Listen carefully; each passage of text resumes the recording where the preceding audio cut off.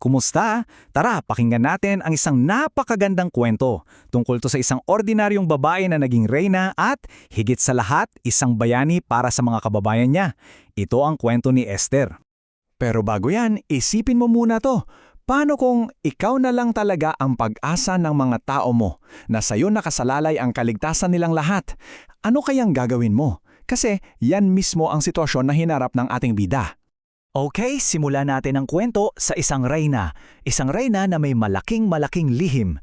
Kilalanin natin si Esther at alamin natin kung ano ba yung itinatago niya. So, ang setting natin ay sa isang napakalawak na kaharian, ang Medo-Persia.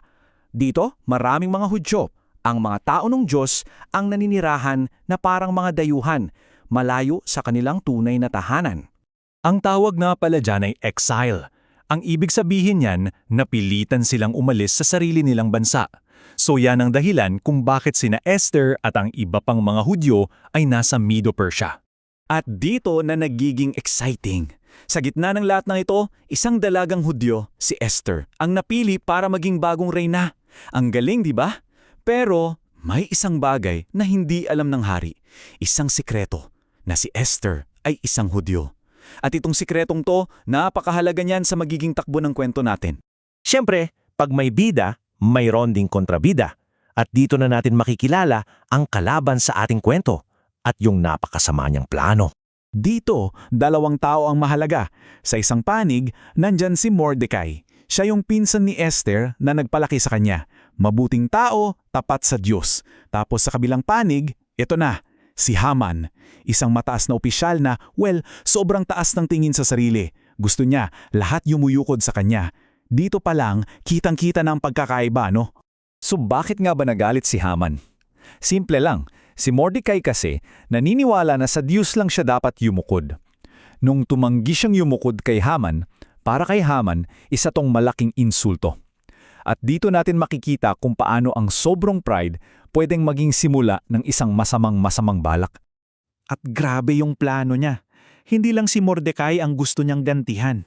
Ang plano ni Haman, puksain ang lahat ng Hudyo sa buong kaharian.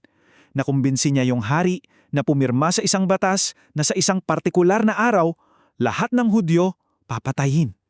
Grabe ang panganib na nakaamba sa kanila. Dahil sa panganib na to, kailangan may gumawa ng paraan. At dito, napapasok si Reyna Esther at ang pinakamabigat na desisyon na gagawin niya sa buong buhay niya. Alam nyo, sobrang delikado ng sitwasyon para kay Esther. Kasi noong mga panahong yun, bawal na bawal lumapit sa hari nang hindi kanya pinapatawag, kahit na reyna ka pa. Ang parusa, kamatayan. So isipin nyo na lang yung takot na sigurado niyang naramdaman. At ito yung mensahe na pinadala ni Mordecai kay Esther. Parang sinasabi niya, Esther, baka ito yung dahilan kung bakit ka naging reyna. Baka ito mismo ang misyon mo mula sa Diyos. Grabe yung tanong na yun, no? Ipinapaalala nito na minsan may mas malalim na dahilan kung bakit tayo nasa isang lugar o sitwasyon. At ito ang naging sagot ni Esther. Pinili niya ang maging matapang. Alam niya na posibleng ikamatay niya ang gagawin niya, pero mas pinahalagahan niya ang kaligtasan ng mga kababayan niya. Yan ang tunay na katapangan, di ba? Ang gumawa ng tama kahit na nanginginig ka sa takot. Okay, dito na natin makikita kung paano gumalaw ang tadhana. Sa parting to, yung masamang plano ng kalaban, babalik sa kanya sa mga paraang hinding-hindi niya inaasahan. Ang galing ng timing, di ba?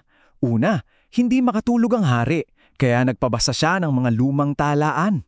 At doon niya nalaman na minsan pala niligtas ni Mordecai ang buhay niya. At sakto, pagdating ni Haman, ang plano sana niya ay ipabitay si Mordecai, pero naunahan siya ng hari. Ang utos sa kanya, parangalanan mo si Mordecai sa buong siyudad. Isipin niyo na lang yung hiya ni Haman. Pagkatapos niyan, naghanda si Esther ng 2 salo-salo para lang sa hari at kay Haman. At doon sa pangalawang salo-salo, buong tapang na niyang sinabi ang lahat. Ang taong ito, sabi niya, sabay turo kay Haman, ang nagplanong patayin ako at ang aking mga kababayan. Siyempre, nagulat at nagalit ng husto ang hari. At ayun na nga, dito na natin makikita ang tagumpay. Dahil sa katapangan ni Esther at sa tulong na rin ng Diyos, nabigo ang masamang plano at naligtas ang buong kaharian. So hindi na mababawi yung unang utos, Pero nakahanap ng paraan ng hari. Naglabas siya ng isang bago at mas malakas na utos na nagsasabing lahat ng Hudyo may karapatan kayong lumaban at ipagtanggol ang sarili nyo pagdating ng araw na yon. At ang resulta, wow! Yung araw na dapat sana ay katapusan nila, naging araw ng pinakamalaki nilang tagumpay. Si Haman, bigo ang plano niya.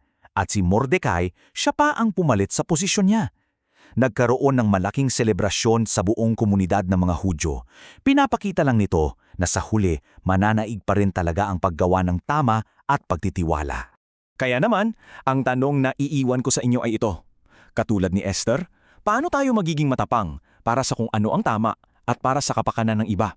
Lalo na kapag mahirap gawin at nakakatakot, yan ay isang magandang bagay na pag-isipan natin.